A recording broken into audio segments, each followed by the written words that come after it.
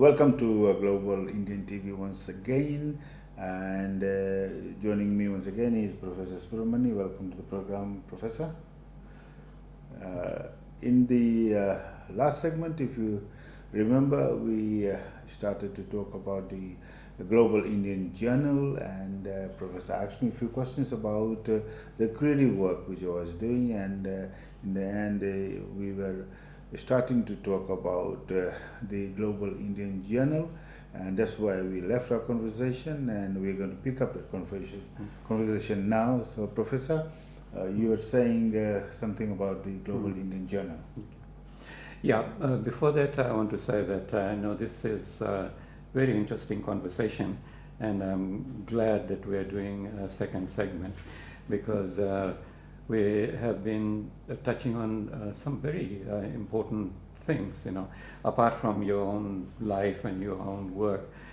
We have been talking about Fiji, the quality of life in Fiji, the media, and writing, and how we can serve Fiji and the diaspora, Yes. in a very positive and creative way.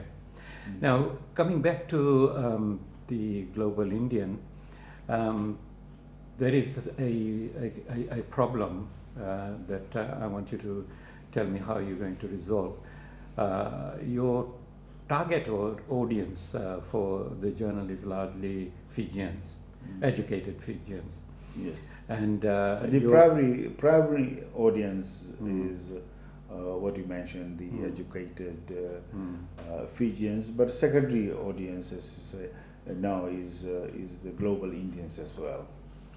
Yeah, the issue is this, that your advertisers and your distribution is in Sydney. Yes, yes. And Fijians haven't yet got used to reading extensive writing online. Yes. So have you thought how you can resolve this problem? Because ultimately we want to make a difference to life in Fiji. Oh, yes, if it was financially viable, the best way to do that in Fiji is to have a circulation of print copies of the Global Indian in Fiji. But living in Sydney is a bit difficult to access those sponsors in Fiji. So at the moment we have to rely on internet, on Facebook, and our friends in Fiji to circulate the online copy of the journal within the Fijian community. Now, I'm very glad that you are doing this, because nobody else is doing anything like that. So it is serving a very important purpose, as I've already said. Now, you're not making any money, and a lot of us who are writing are not making any money either, because buying books is not part of our culture, and reading itself is problematic in Fiji, because the younger generation, we have discussed this before, Yes. Are rapidly moving away from reading Yes. and writing. So we're not going to make a lot of money by producing journals or writing books, but there is a kind of fulfillment and satisfaction, because that's what we want to do. Yes. And we hope that some people still read both the journal and books. But we can't depend for our livelihood on writing. So some of us have found work Yes. that sustains us, so that we can go on doing what matters to us. So have you thought of getting employment and then carrying on what you really want to do, that is produce these journals and make films? Yes, certainly love to be in a paid employment, and as you know, I was back in Fiji a few years ago, from 2009 to 2012. But as you know, creative academics like us, we need a conducive environment to work as well. And at that stage, unfortunately, the environment was not there. And it was quite stifling for me, especially, to remain in that environment. So I came back and I started, I was looking for work over here, but in my field, which is film production, there's only limited number of work probably anywhere in the world. So instead of lying back and doing nothing, I started the journal. And ideally, if there is a job which I can do and maintain the journal, that's the best way forward for people like us. Yeah, some of us have been very lucky that we like to teach, and fortunately that stamina is still there to teach, and teaching creative writing really relates to what we are doing. We're producing literature, so we are in that kind of fortunate situation. Now, suppose you were to take the journal to Fiji. There will be obvious logistical problems. And then there is a further problem of censorship. Yes. Have you thought how you will work this through? I don't see them as big obstacles.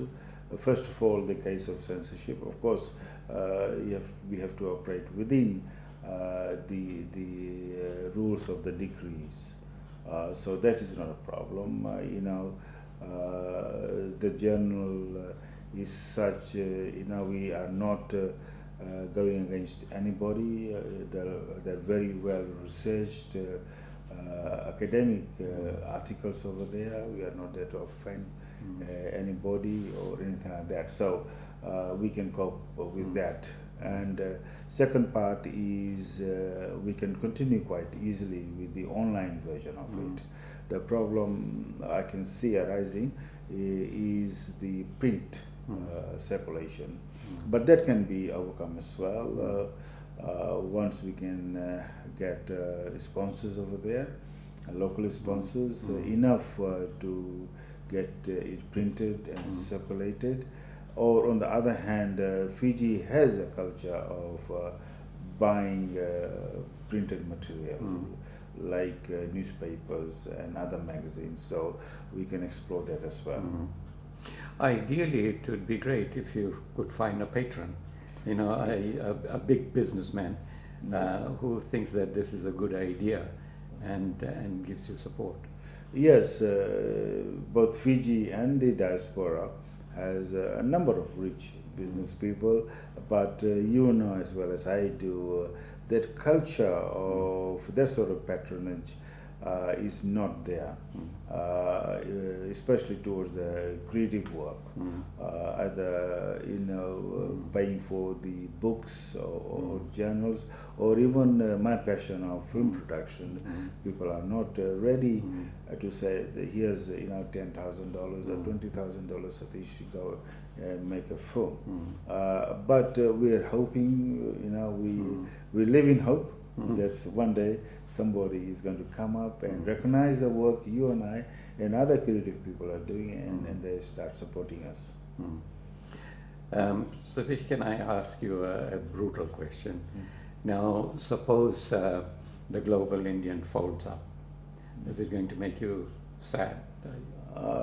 It is going to make me very, very sad, but I can't see it folding the online version of it. Folding because I can do that now with the minimum of investment. I do the online version myself, so I don't have to pay out to anybody. And the only time is going to fold, Professor, is if people like you stop contributing towards it. As long as people like you who have been supporting is Professor Nandan, and there are other writers, and welcome other creative thinkers and writers to contribute towards the journal. As long as that continues. The Global Indian Journal, I promise, will continue. Now, I asked the question because the life of journals are often very limited. They are alive for a certain number of years and then they fold up for one reason or another. Now, let me ask you another question. This work with the Global Indian, has it taken you away from the main ambition, which is to make films? Yes, when I started the studio, it was basically for the online television and film work, what we're doing now. But then halfway through, I decided to go back to my journalists. You know, we have been in this business for since 1996, and we have also done a journal together. So I decided to go back to that, and it takes almost 2 weeks of full-time work to publish this journal. It's not just publishing, editing. It's about marketing and collecting money and all those things.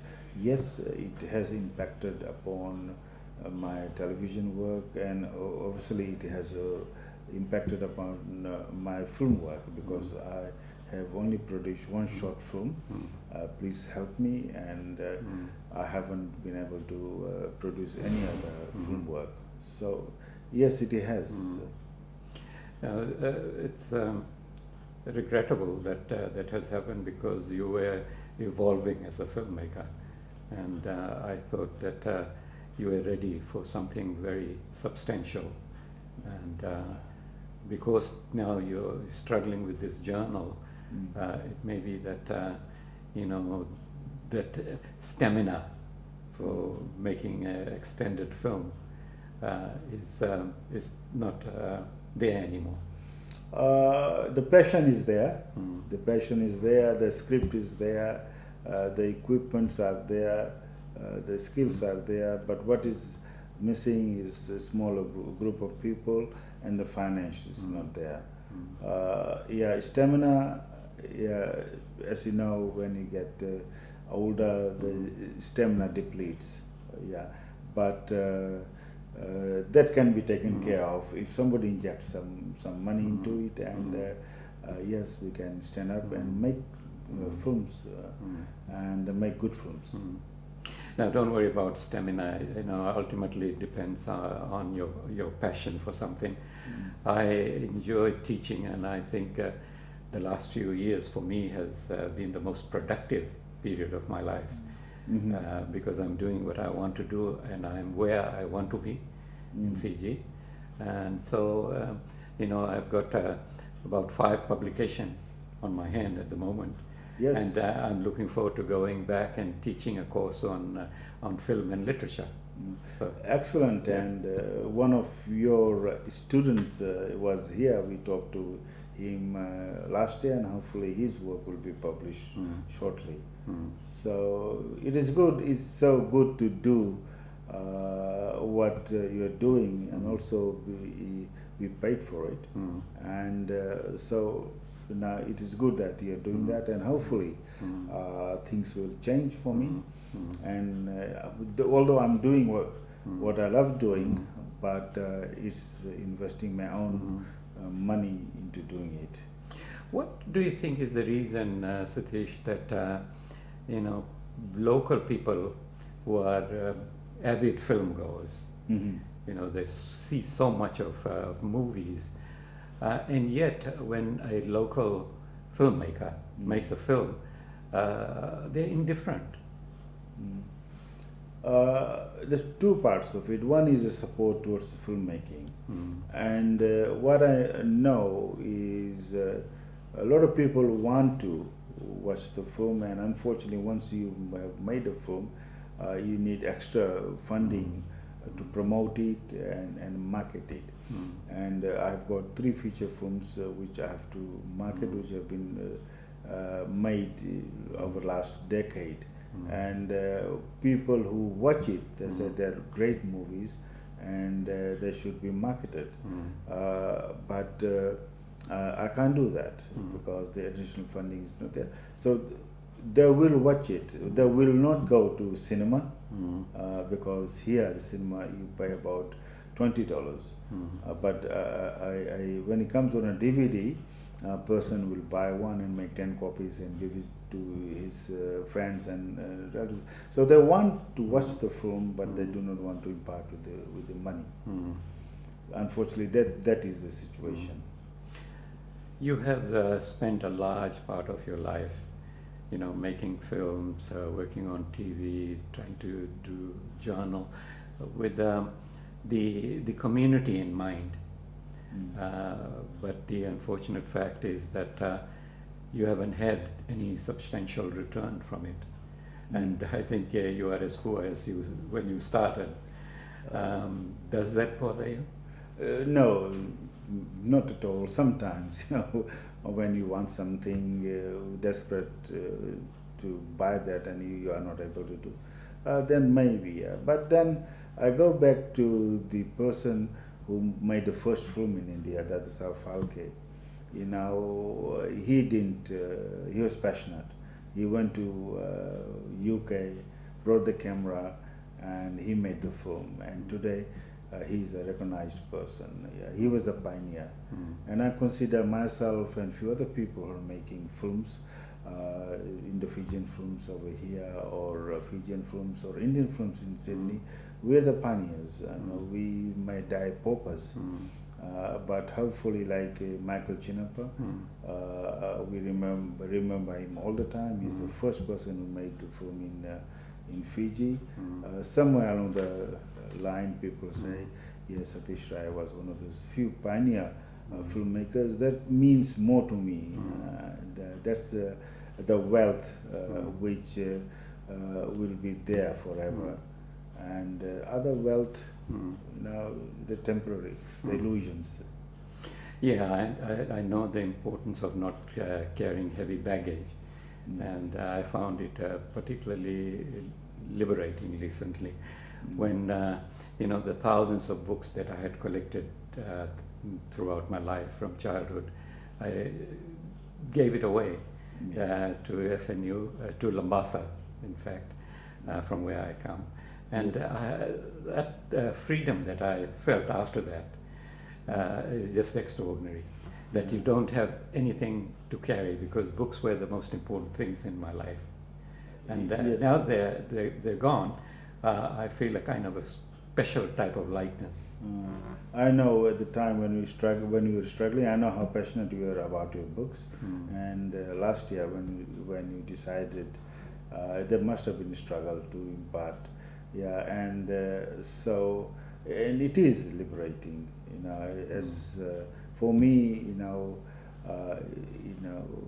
that feeling came many years ago. Yeah, I had a house and cars and family, and then I lost it, and it hurt for a while. But now, since then, I have not sought to acquire those things.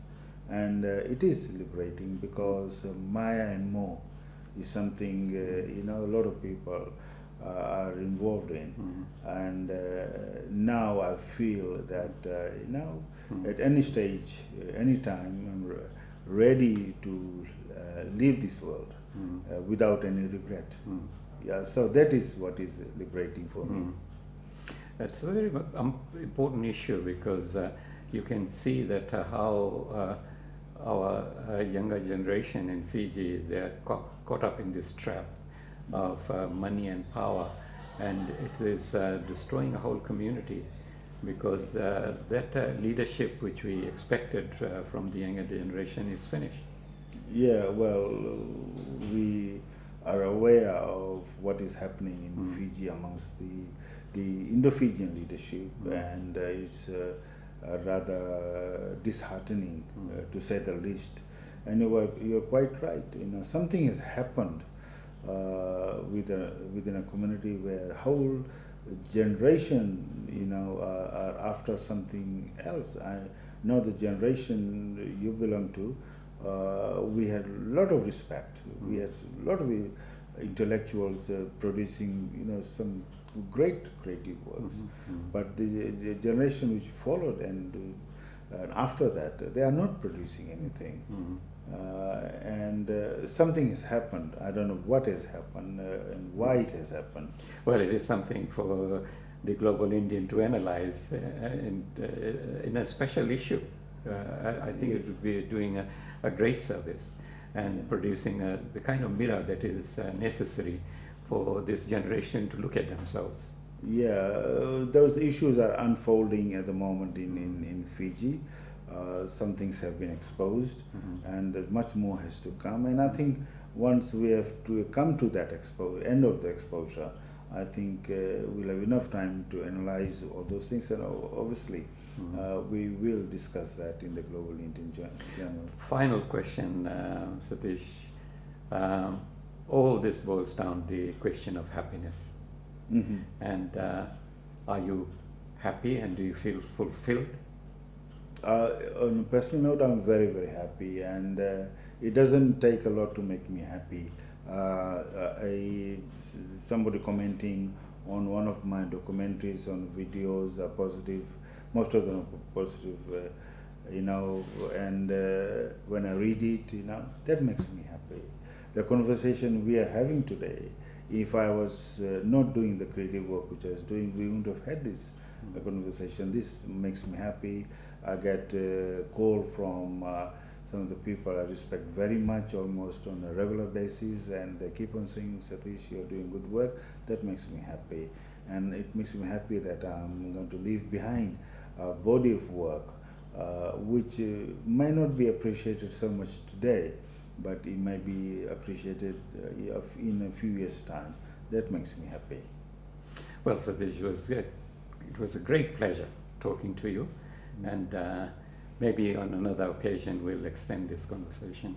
Yeah, of course, as I like to tell the viewers, Professor Subramani is returning to Fiji to continue the good work he's doing in Fiji, especially at FNU on Sunday. So I'm hoping to catch up with you when you come back to Sydney, or if by any chance I'm in Fiji, we will continue this conversation. In the meantime, thank you so much, Professor Subramani, for facilitating this conversation. And once again, it's a goodbye from Professor, and it's a goodbye from me, Satish Rai.